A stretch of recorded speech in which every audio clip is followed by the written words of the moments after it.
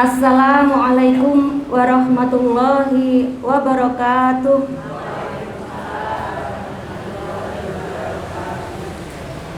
Alhamdulillah, alhamdulillahirabbil alamin. Wassalatu wassalamu ala asrofil anbiya'i wal mursalin wa ala alaihi washabihi ajmain. Amma ba'du.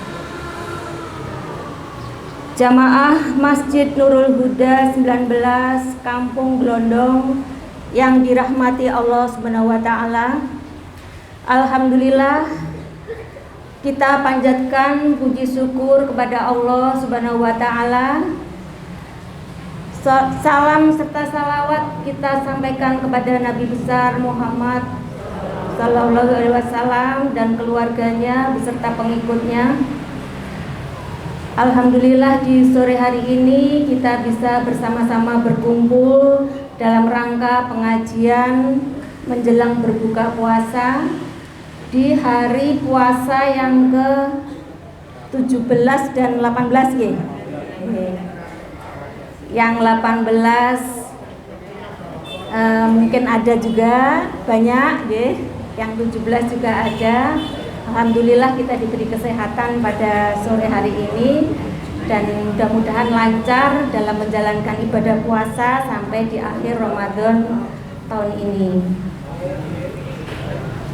Bapak Ibu yang dirahmati Allah, sore hari ini saya mendapatkan tema mengenai menanamkan akhlak mulia pada anak. Kita sebagai orang tua tentu sangat menginginkan mempunyai anak-anak yang berakhlak mulia, yang berbakti kepada orang tua dan juga bersikap baik di lingkungan kita, juga taat menjalankan agama. Kita sama-sama belajar ya Bapak Ibu, supaya anak-anak kita diberi rahmat oleh Allah, menjadi insan-insan yang mempunyai akhlak mulia, yang menjadi teladan untuk lingkungan kita. Yeah. Bapak Ibu semua, tentu kita sepakat yang menjadi teladan untuk akhlak mulia siapa Bapak Ibu? Muhammad. Yeah. Nabi Muhammad Sallallahu Alaihi Wasallam, beliau itu diibaratkan seperti Al-Quran yang berjalan karena saking baiknya akhlaknya. Kadang sampai kita itu bisa orang sebaik itu akhlaknya gitu ya, karena memang beliau sudah pilihan dari Allah Subhanahu wa taala. Bapak Ibu semua, mempunyai anak itu adalah impian bagi semua keluarga, bagi pasangan suami istri. Itu banyak yang mengupayakan untuk bisa mendapatkan anak ya. Ada yang sampai bertahun-tahun ingin mendapatkan keturunan, bahkan ada sampai akhir hayat ada yang belum diberi keturunan. Tapi tidak mengapa, itu semua karena Allah yang memberikan seperti itu. Jadi semua manusia itu mempunyai keutamaan di sisi Allah, jadi tidak perlu ada yang kecewa ya.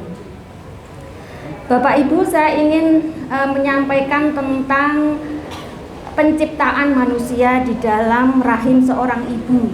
Yeah. Di dalam rahim seorang ibu itu manusia tercipta itu sudah merupakan pilihan dari Allah. Mengapa demikian?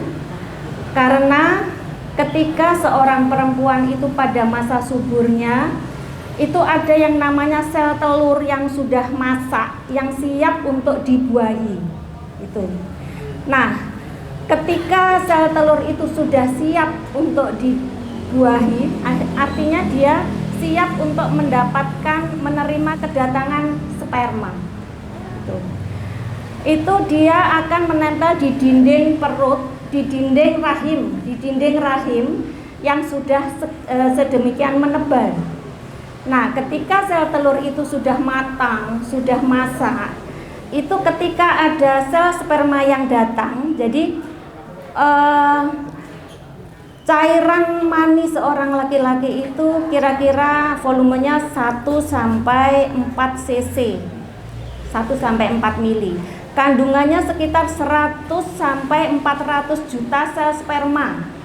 Nah, sperma itu kalau Bapak Ibu pernah membaca-baca di buku, itu bentuknya seperti kecebong itu loh. Ada kepalanya, ada ekornya, kurang lebih seperti itu. Nah, berjuta-juta sperma tadi saling berlomba untuk mendatangi satu sel telur yang sudah masak tadi. Jadi ibaratnya sel telur itu seperti wanita cantik yang didatangi oleh berjuta-juta laki-laki yang ingin mendekati. Nah, siapa yang paling cepat untuk menempel dalam sel telur, nah itulah yang akan menjadi janin. Bisa kita bayangkan, berarti pilihan Allah itu memang sudah ada sejak dalam rahim seorang ibu. Jadi pilihannya itu yang menempel dalam sel telur tadi adalah yang paling bagus. Kemudian setelah satu itu bisa menempel dalam sel telur, yang lain itu sudah mengaku kalah, sudah tidak berlomba lagi. Nah, disitulah kemudian terjadi pembelahan sel. Pembelahan selnya itu luar biasa, Bapak Ibu, Masya Allah. Jadi di situ mulai terbentuk organ-organ manusia, mulai dari otak, mulai dari hati, jantung, ginjal, itu mulai terbentuk di situ. Ketika itu mulai terbentuk, Allah memberikan sebuah lapisan di dindingnya supaya aman janin di dalam rahim tersebut. Yang itu yang mungkin Bapak Ibu kalau perso nama apa, ketuban ya, ketuban. Nah, terus di sekelilingnya itu ada cairan ketuban yang membuat janin itu leluasa untuk berkembang. Karena itu selnya terus membelah untuk menjadi seorang manusia. Nah, ketika 4 bulan di dalam hadis disebutkan ruhnya itu mulai ditiupkan. Disinilah kadang seorang dokter itu kalau ada sesuatu terhadap ibu yang mengancam jiwa si ibu, biasanya ibu hamil kadang ada yang sakit jantung seperti itu, sementara kehamilannya itu mengancam jiwa si ibu, dokter pasti menyampaikan umur kehamilan ibu misalnya kurang dari 4 bulan. Artinya kenapa? Di situ sesuai dengan hadis yang kita pelajari, ruh belum ditiupkan. Pilihannya mana? Kalau dokter pasti memilih ibu yang harus diselamatkan ketika belum sampai 4 bulan. Tapi ya kita ini kan ke ibu lagi ya, ibu memilih yang mana. Nah, disitulah kemudian sampai bayi itu 9 bulan 10 hari di dalam rahim seorang ibu. Kemudian bayi itu lahir. Bayi yang lahir ibarat kertas putih yang masih bersih. Nah, disitulah nanti orang tua yang akan memberikan tulisan atau warna di dalam kertas putih tersebut. Ya, ini kenapa saya ilustrasikan seperti itu, supaya kita itu tidak ngelokro ya Bapak Ibu. Kadang-kadang di dalam era seperti ini kadang ada juga yang wah, si itu lebih dari aku ini tidak berdaya atau seperti ngelokro seperti itu. Jangan, karena kita dilahirkan itu sudah pilihan dari Allah dan pasti ada manfaatnya. Pasti kita itu bisa memberikan sesuatu yang bermanfaat di dunia ini. Nah,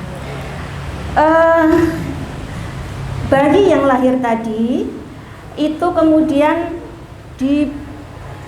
pertama kali harus dikenalkan bagaimana Allah itu. Jadi diazankan ya Bapak Ibu, diazankan Allahu Akbar, Allahu Akbar. Disampaikan bahwa ada Allah yang maha besar yang membuat seorang bayi itu lahir di dunia.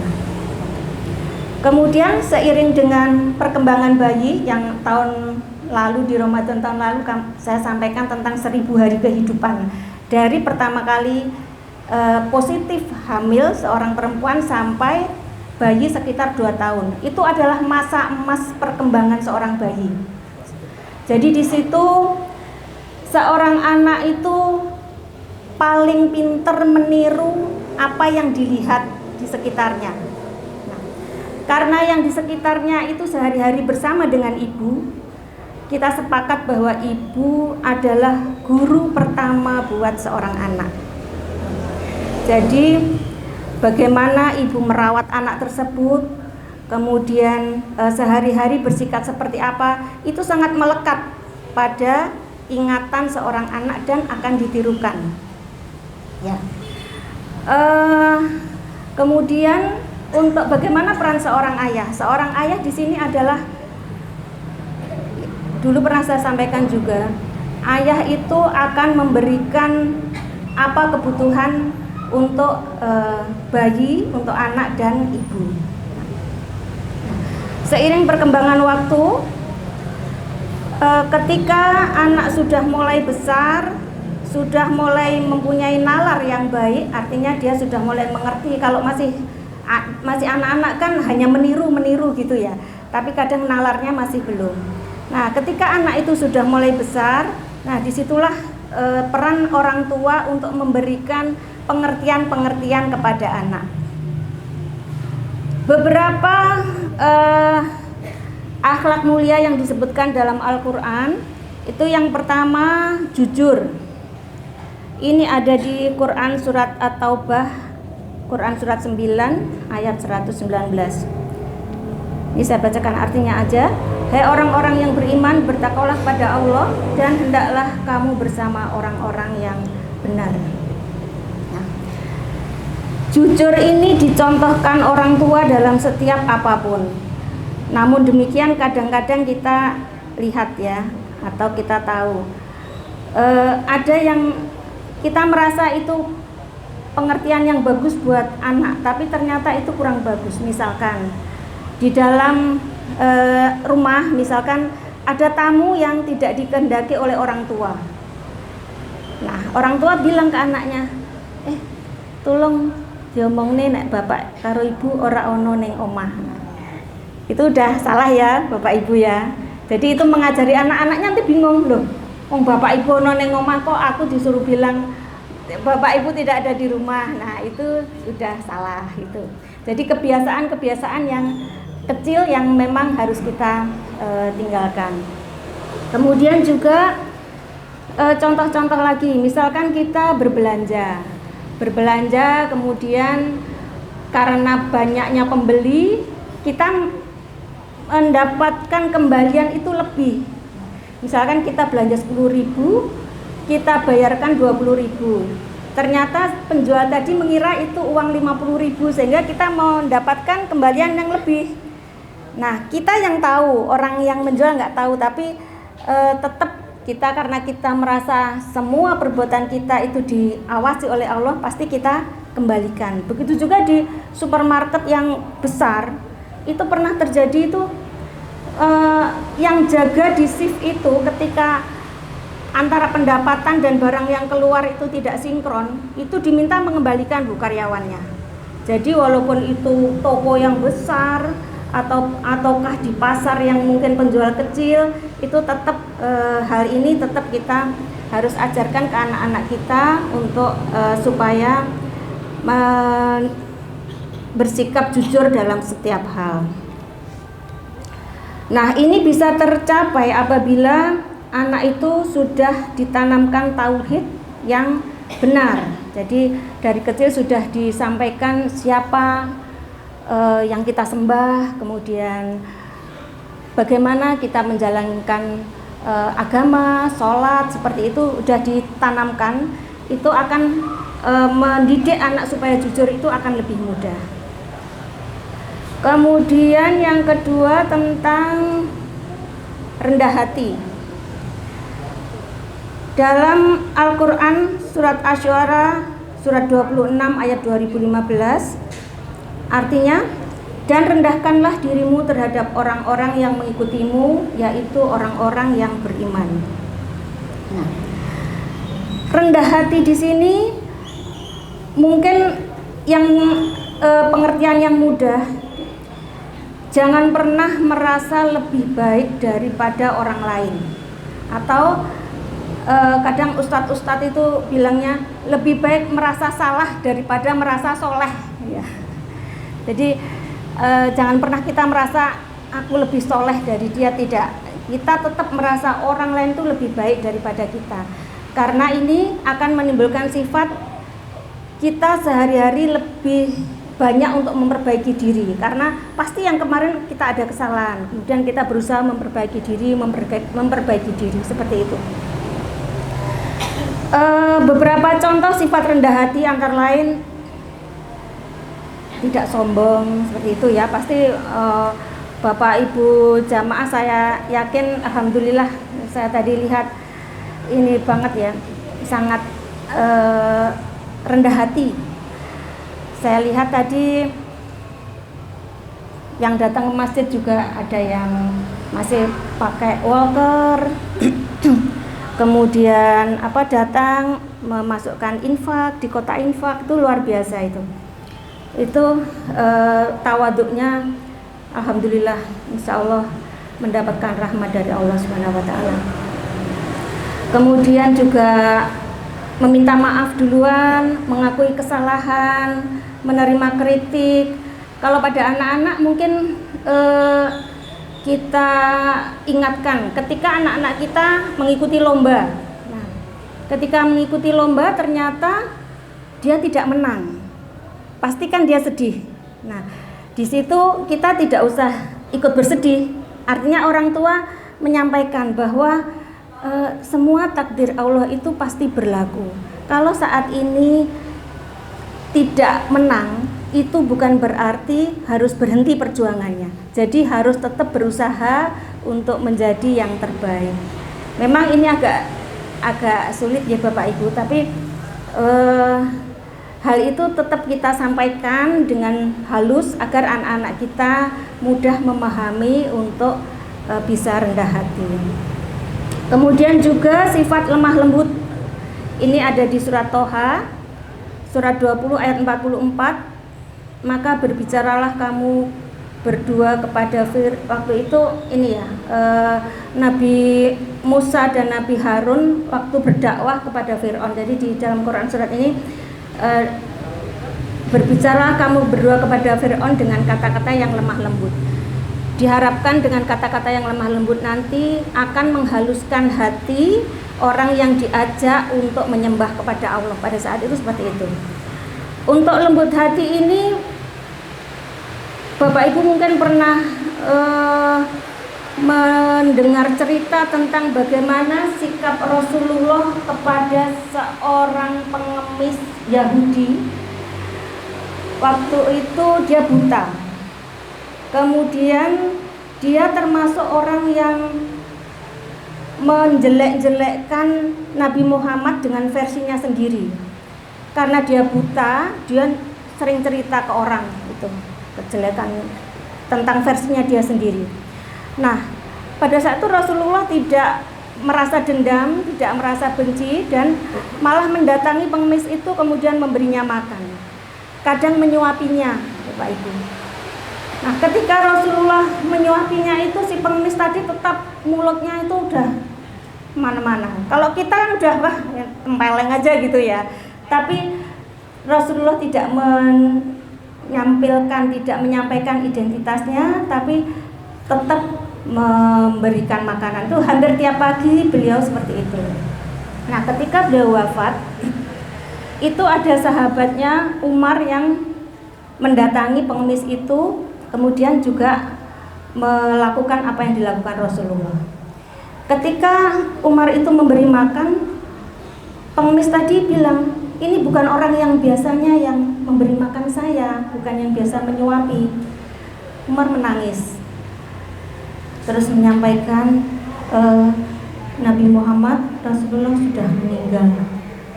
Pengemis tadi nih, jadi selama ini yang memberi saya makan itu Muhammad. Iya betul. Dia menyesal, Bapak Ibu, menangis. Kemudian dia ingin dibimbing untuk menyebutkan, melafalkan 2 kalimat syahadat dan mengakui bahwa Muhammad adalah Rasulullah sampai sedahsyat itu sifat lembut untuk mengubah manusia ya. Jadi artinya kelembutan itu memang bisa membuat orang yang hatinya keras itu jadi lebih lembut. Jadi, saya kira bisa diterapkan di rumah tangga juga ya. Kalau ada ibu marah, bapak jangan marah. Ya. Jadi kalau nanti sama-sama marah, jadi ya. Begitu juga sebaliknya. Kalau bapak yang marah, ibu juga tidak marah. Tapi insya Allah di gelondong ini baik-baik, alhamdulillah. Kemudian sifat sabar. Sabar di sini sudah kita tahu semua bahwa sabar dan sholat itu menjadi penolong buat kita dalam hal apapun. Kita sepakat itu ada di surat Al-Baqarah ayat 153. Saya bacakan artinya. Wahai orang yang beriman, mohon pertolonganlah kepada Allah dengan sabar dan sholat. Sungguh Allah beserta orang-orang yang sabar. Definisi sabar di sini bukan hanya tidak marah ya Bapak Ibu, tetapi kita juga yakin bahwa semua kejadian adalah sudah dalam takdir Allah yang paling baik. Itu kita menerima, kemudian kalaupun sedih sebentar tidak apa-apa sebagai manusia. Mungkin dalam keluarga kita pernah ditinggal orang yang tersayang, itu pasti kita merasa sedih saat itu. Tapi terutama ini ya, anak-anak. Mungkin saya cerita sedikit.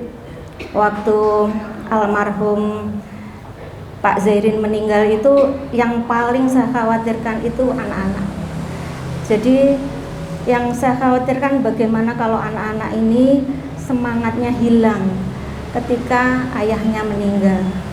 Nah, itu yang paling saya khawatirkan. Saya selalu berdoa sama Allah, ya Allah, anak saya selalu berdoa begitu.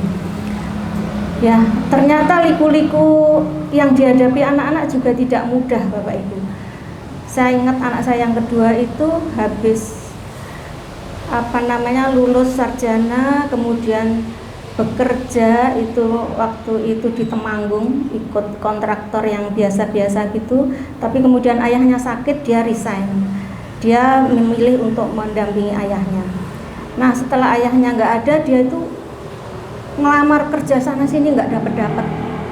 Sampai-sampai dia itu gini, sebenarnya mama itu pengen aku itu jadi apa?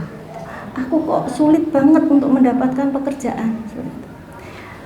Saya bilang, mama ingin anak yang baik.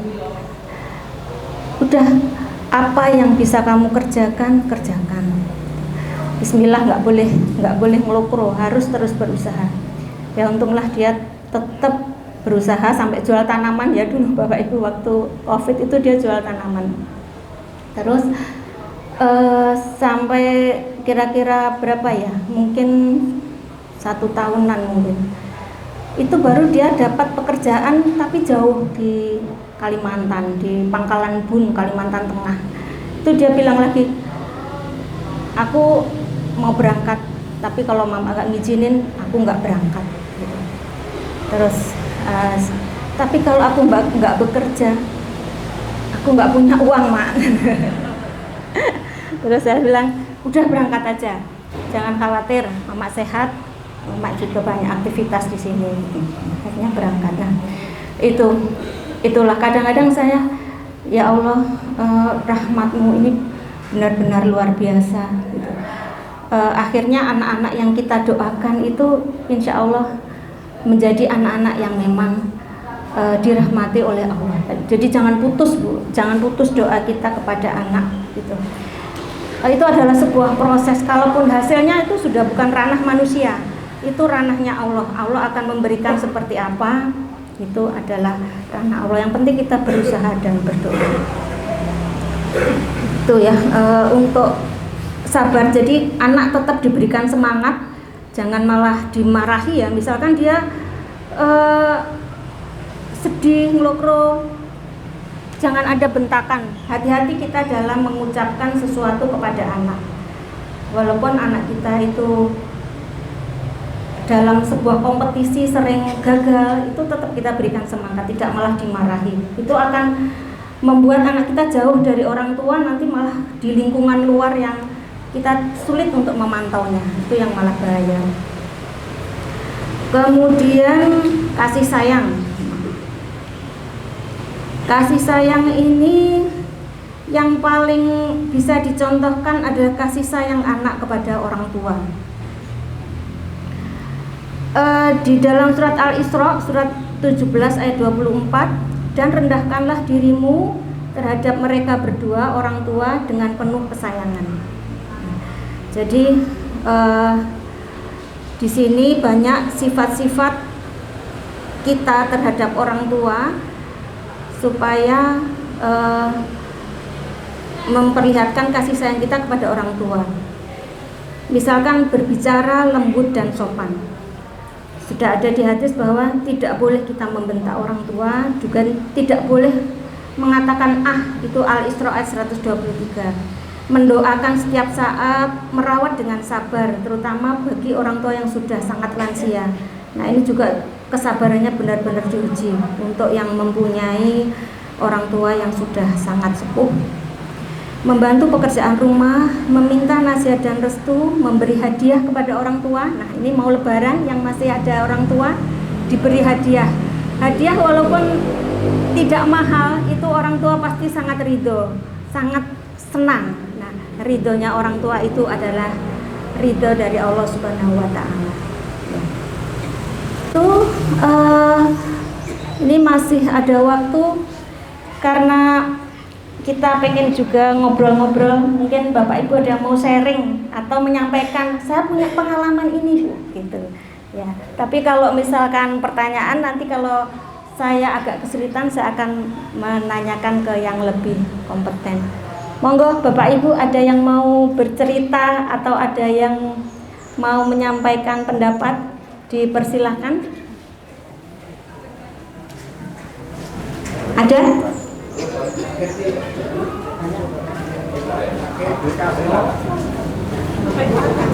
Monggo Bu. Jadi nggak bosen dengerin saya ngomong terus. Ya.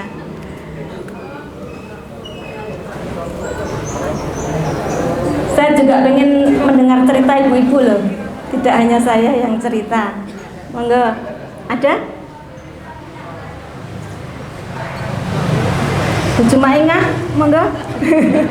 Saya senang Bu Jumaingah ini kalau malam Jumat baca kita biasanya di sini ya itu sudah hafalnya udah luar biasa, itu udah nggak baca udah sangat hafal. Alhamdulillah. Al-Kahfi ya Bu ya.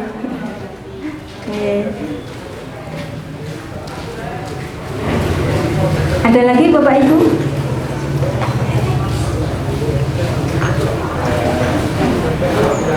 Masih ada waktu nih Bu, masih mungkin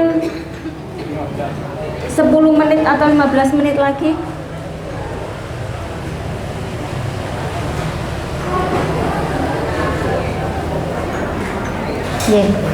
Ya udah, saya teruskan sedikit ya.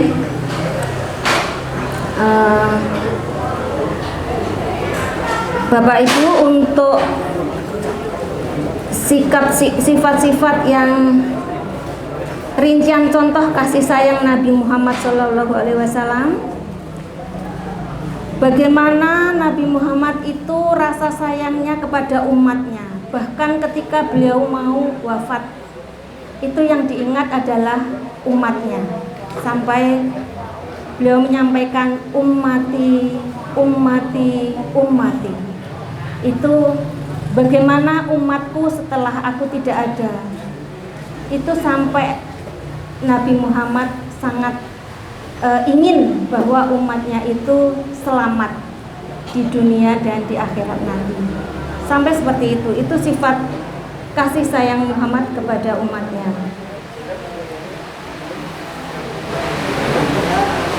Kemudian juga sifat Nabi Muhammad kepada keluarga.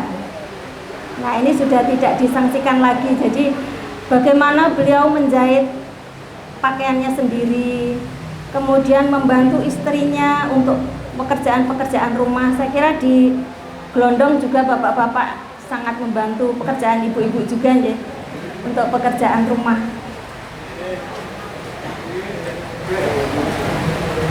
Ya.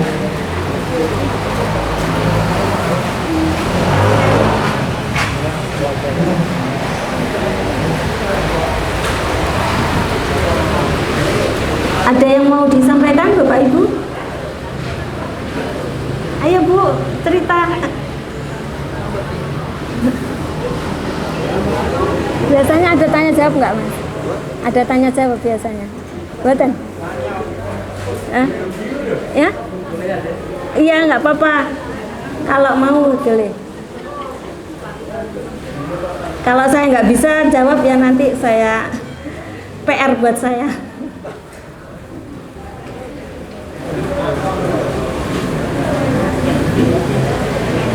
Ada? Yang sehari-hari aja. Mungkin saya juga bisa belajar. Kalau ada yang mau cerita atau bertanya silakan. Atau tentang kesehatan. Tentang kesehatan. Oh, iya Bu, mangga. Waalaikumsalam warahmatullahi wabarakatuh. Tip-tip apa saja yang harus kita lakukan di usia yang sudah lansia ini agar kita tetap bugar dan sehat? Oh iya. Yeah. Assalamualaikum warahmatullahi wabarakatuh. Waalaikumsalam warahmatullahi wabarakatuh. Yeah. Terima kasih Bu pertanyaannya. Ibu usia berapa? Oh iya. Saya hampir 60 juga. Ya. Untuk kita yang sudah berusia 50 tahun ke atas. Kalau 45 tahun ke atas sampai 60 itu pralansia. 60 tahun ke atas itu lansia. Ya. Pada usia pralansia itu tip untuk supaya kita segar, bugar dan sehat. Yang pertama kita menjaga makanan ya, Ibu, udah pasti. Makanan komposisinya harus diseimbangkan. Jadi yang dikurangi karbohidrat. Karbohidrat itu terutama ada di nasi. Nasinya tidak usah terlalu banyak. Kemudian untuk vitamin, mineral itu kita dapatkan dari sayuran, dari buah-buahan. Kemudian protein itu bisa dari daging, bisa dari telur. Kalau protein tidak apa-apa, agak banyak. Jadi bisa jadi kita itu makan nasinya sedikit aja, tapi lauknya yang agak banyak, sayurnya juga banyak. Jadi tapi jangan berpikir wah belonjone rak tambah akeh gitu. Karena protein itu divariasi Bu. Kalau telur kan nggak mahal, paling satu berapa itu? 2.000. Kemudian satu ikan lele itu proteinnya cukup banyak itu, kan nggak mahal juga itu. Misalkan nasinya cukup seperempat piring, kemudian lauknya bisa pakai telurnya 1 atau 2 enggak apa-apa, tapi kuningnya agak dikurangi. Kemudian pakai ikannya 1 atau ayam sepotong, seperti itu. Yang pertama makanan. Kemudian yang kedua, kita tidak boleh mager. Mager itu malas gerak. Jadi setiap hari harus utek. Utek itu ada yang kita kerjakan sehingga badan kita bergerak. Tapi pikiran tidak boleh sambil memikirkan hal-hal yang berat. Ada juga kan kadang beraktivitasnya seperti saya kerja, itu aktivitas saya sehari-hari dengan memakai pikiran juga. Itu kalau tidak di-freshkan itu juga kurang bagus karena akan menimbulkan stres. Nah, di lain waktu kita harus membuat badan kita bergerak tapi dengan pikiran yang fresh. Nah, misalkan olahraga atau jogging di pagi hari seperti itu. Jadi yang penting tidak malas bergerak. Kemudian yang ketiga, mengelola stres tadi. Jadi kita berusaha untuk tidak mikir sing abot-abot. Ya tadi yang saya sampaikan, takdir Allah itu adalah yang paling baik yang kita terima. Udah, kalau sudah seperti itu semeleh kita. Kemudian juga kita tidak boleh jauh-jauh dari Allah. Artinya setiap saat saya itu selalu pada pasien-pasien di rumah sakit yang menunggu dokter itu kadang sambil membaca Al-Quran. Saya kadang keliling itu di rumah sakit itu saya lihat membaca Al-Quran. Kalau enggak berzikir atau kan sudah ada yang pakai dipencet-pencet itu. Nah itu ketika orang itu tidak berkata-kata tapi dia mencet, itu udah kelihatan bahwa orang itu berzikir. Nah itu artinya dia berusaha tidak jauh dari Allah.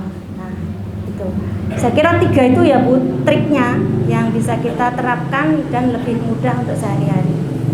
Bu Jumaingah mau ngendikan nih kayaknya, monggo sudah bawa mic.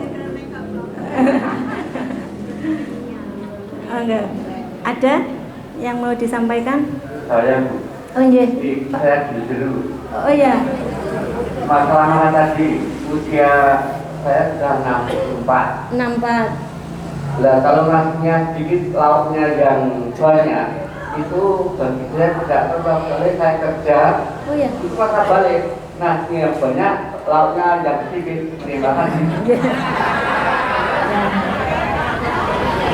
Oke Pak. Jadi kalau karbohidrat itu memang langsung diolah oleh tubuh kita untuk menjadi energi, cepat dia. Untuk yang bekerja lebih banyak fisik, itu untuk karbohidratnya boleh ditambah. Tidak, maksudnya tidak harus sedikit banget, tidak. Cuman kadang kita sudah makan nasi, minum teh panas. Habis itu makannya roti, snacknya atau yang manis. Nah, berapa glukosa yang kita terima itu terlalu banyak. Nah, jadi kita harus memodifikasi makanan. Kalau misalkan Bapak, saya makan nasinya cukup banyak 1 piring, tapi minumnya harus air putih, gitu Pak. Jadi tidak semuanya, karena di sini banyak makanan kita yang mengandung gula, ya. Jadi tidak terasa yang masuk ke dalam tubuh itu gulanya terlalu banyak, sehingga pankreas itu untuk memproduksi insulin udah dia berat banget. Nah, di saat seperti itu timbullah penyakit yang namanya diabetes mellitus, penyakit gula yang kadang pengobatannya sulit, harus minum obat terus atau disuntik insulin seperti itu. Nah, lebih baik kita mencegah. Jadi untuk bapak-bapak yang gulanya normal, pertahankan. Karena kalau sudah gulanya tinggi, itu komplikasinya sulit. Misalkan luka nggak sembuh-sembuh, sampai kakinya harus diamputasi, seperti itu. Itu ya Pak, boleh. Tapi itu tadi, dimodifikasi. Kalau nasinya banyak, minumnya air putih, jangan yang manis. Ya, buka puasa kurang 3 menit.